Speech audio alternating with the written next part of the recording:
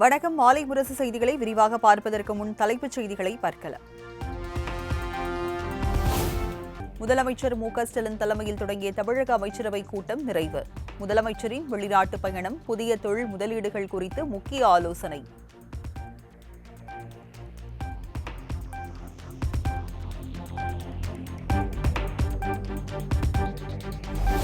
புதுக்கோட்டை, திருப்பத்தூர் மற்றும் திருப்பூர் மாவட்டங்களில் 9 கோடி ரூபாய் செலவில் கட்டப்பட்டுள்ள சிறு விளையாட்டரங்கங்கள் திறப்பு. தென்காசி மாவட்டத்தில் 15 கோடி ரூபாய் செலவில் கட்டப்பட்ட மாவட்ட விளையாட்டு வளாகம் மற்றும் 5 பாரா விளையாட்டு மைதானங்களை திறந்து வைத்தார் முதலமைச்சர்.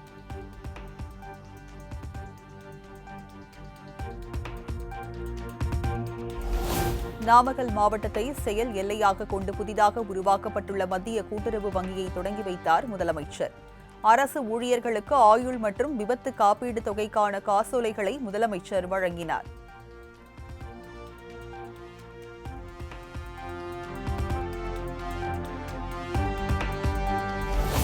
தமிழக அரசின் நலன் காக்கும் ஸ்டாலின் திட்டத்தை எதிர்த்து தொடரப்பட்ட வழக்கு.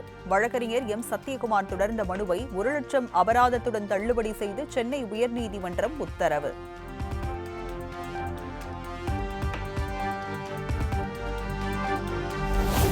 சென்னையில் தூய்மை பணியாளர்கள் கைது செய்யப்பட்ட நிகழ்வுக்கு அதிமுக பொதுச் செயலாளர் எடப்பாடி பழனிசாமி கடும் கண்டனம். தூய்மை பணியாளர்களுடன் டீ, காஃபி அருந்தியது போல் போட்டோ ஷூட் எடுத்துக்கொண்ட போது மட்டும் இனித்ததா என்றும் சரமாரி கேள்வி.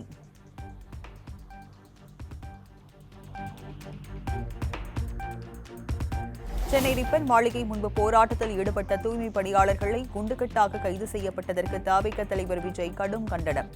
மனசாட்சி உள்ள எவராலும் தாங்கிக் கொள்ள முடியாத அளவிற்கு பெண்கள் மீது வன்முறை கட்டவிழ்த்து விடப்பட்டுள்ளதாக வேதனை.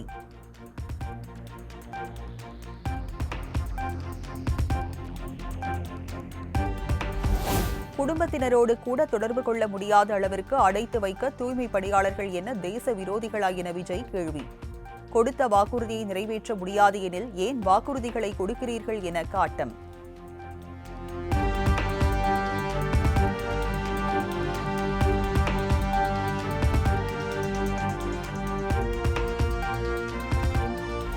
சென்னையில் தூய்மை பணியாளர்கள் கைது செய்யப்பட்டதற்கு மாணவர் அமைப்பு கடும் கண்டனம்.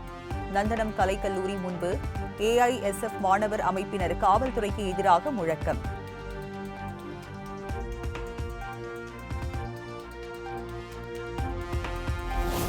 ராமநாதபுரம் நகராட்சி அலுவலகம் முன்பு தூய்மை பணியாளர்கள் போராட்டம். சென்னையில் போராடிய தூய்மை பணியாளர்களை கைது செய்ததை கண்டித்தும் 9 அம்ச கோரிக்கைகளை வலியுறுத்தியும் முழக்கம்.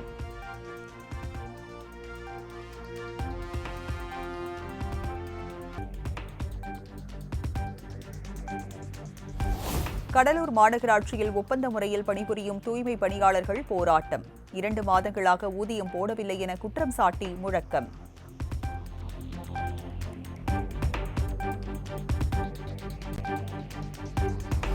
திருப்பத்தூர் மாவட்டம் ஏலகிரி மலையில் மலைவாழ் மக்களுடன் எதிர்க்கட்சித் தலைவர் எடப்பாடி பழனிசாமி கலந்துரையாடல்.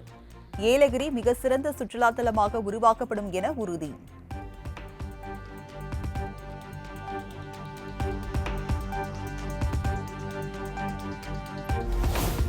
கொடநாடு கொலை வழக்கில் குற்றம் சாட்டப்பட்ட ஜிதன் ஜாய் உதகை மாவட்ட அமர்வு நீதிமன்றத்தில் ஆஜர்.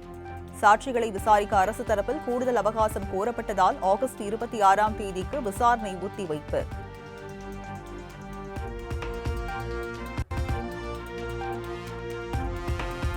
தூய்மை பணியாளர்கள் போராட்டத்திற்கு ஆதரவு தெரிவித்த வழக்கறிஞர்கள் கைது செய்யப்பட்ட விவகாரம் மனுவாக தாக்கல் செய்தால் பிற்பகலில் விசாரணைக்கு எடுத்துக் கொள்ளப்படும் என சென்னை உயர்நீதிமன்ற நீதிபதி MS ரமேஷ் தலைமையிலான அமர்வு ஒப்புதல்.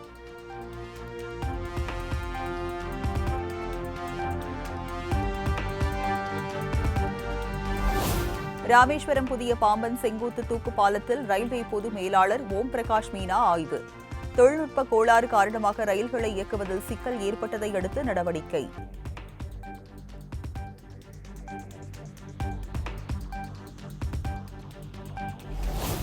எழுபத்தி 9வது சுதந்திர தினத்தையொட்டி தஞ்சை பெரிய கோயில் உள்ளிட்ட இடங்களில் போலீசார் தீவிர சோதனை.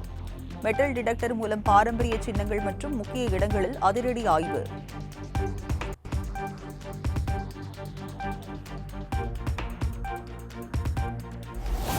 அடிப்படை வசதிகள் கோரி அரியலூர் அரசு கலைக்கல்லூரி நுழைவுவாயில் முன்பு மாணவர்கள் போராட்டம். பேச்சுவார்த்தையின் போது போலீசாருக்கும் மாணவர்களுக்கும் இடையே வாக்குவாதம் ஏற்பட்டதால் பரபரப்பு.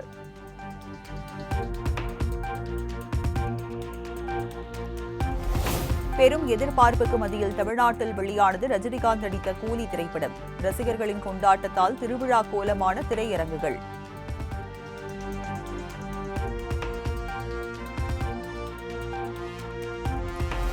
கேரளா, ஆந்திரா, கர்நாடகா, மகாராஷ்டிரா உள்ளிட்ட மாநிலங்களில் வெளியானது ரஜினியின் கூலி திரைப்படம். ஆட்டம் பாட்டம் என பண்டிகை நாள் போல் கொண்டாடி வரும் ரசிகர்கள்.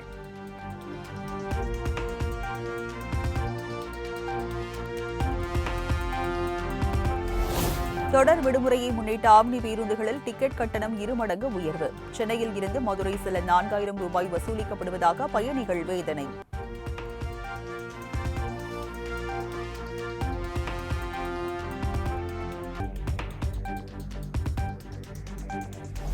சென்னை உள்நாட்டு விமான நிலையத்தில் இருந்து மதுரை, தூத்துக்குடி, திருச்சி உள்ளிட்ட ஊர்களுக்கு செல்லும் விமானங்களின் சேவை கட்டணம் பன்மடங்கு உயர்வு. தொடர் விடுமுறை காரணமாக ராக்கெட் வேகத்தில் செல்லும் விமான கட்டணத்தை கண்டு பயணிகள் திகைப்பு.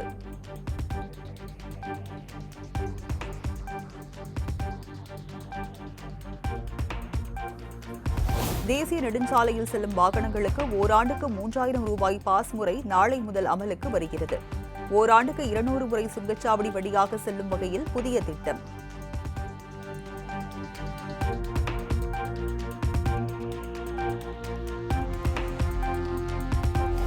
ஆடி கிருத்திகையை முன்னிட்டு அரக்கோணம் திருத்தணி இடையே 5 நாட்கள் சிறப்பு ரயில்கள் இயக்கம். இன்று முதல் ஆகஸ்ட் 18ஆம் தேதி வரை இயக்கப்படும் என தெற்கு ரயில்வே அறிவிப்பு.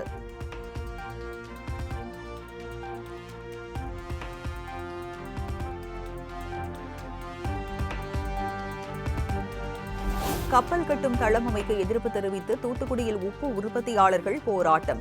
முத்தையாபுரம் பகுதியில் கடைகளை அடைத்து போராட்டத்திற்கு ஆதரவு.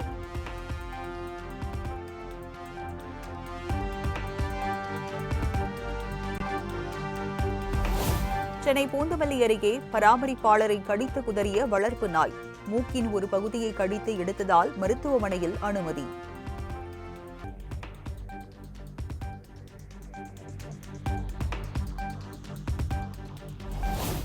தென்காசி மாவட்டம் கீழவந்தபாறை வனப்பகுதியில் குடியேறி கிராம மக்கள் போராட்டம். குடிமனை பட்டா கேட்டு பல ஆண்டுகளாக கோரிக்கை வைத்தும் நடவடிக்கை எடுக்கவில்லை என புகார்.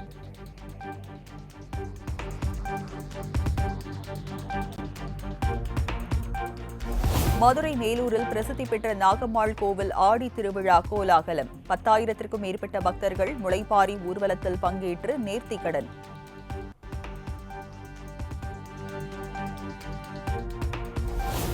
தலைநகர் டெல்லியில் கொட்டி தீர்த்த கனமழையால் சாலைகளில் வெள்ளப்பெருக்கு. கிரேட்டர் கைலாஷ், குருகிராம் உள்ளிட்ட பகுதிகளில் அதிகப்படியான தண்ணீர் தேங்கியதால் வாகன ஓட்டிகள், பொதுமக்கள் அவதி.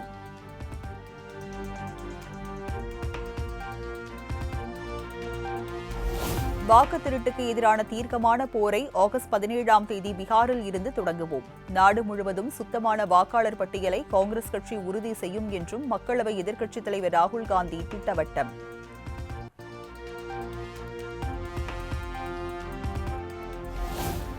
வாக்கு திருட்டு என்ற சொல்லை பயன்படுத்தி வாக்காளர்களை இழிவுபடுத்த வேண்டாம். ராகுல் காந்தியின் குற்றச்சாட்டு லட்சக்கணக்கான தேர்தல் ஆணைய அதிகாரிகளின் நேர்மை மீதான தாக்குதல் என்றும் தேர்தல் ஆணையம் விமர்சனம்.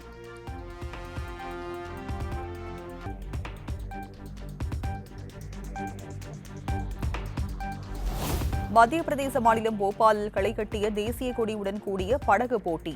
முதலமைச்சர் மோகன் யாதவ் முன்னிலையில் பொதுமக்கள் உற்சாகம்.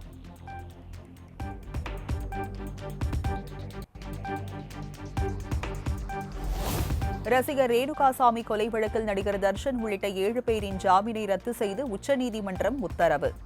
கர்நாடக உயர்நீதிமன்றத்தின் ஜாமீன் ரத்து செய்யப்பட்டுள்ளதால் தர்ஷன் விரைவில் கைது செய்யப்பட வாய்ப்பு.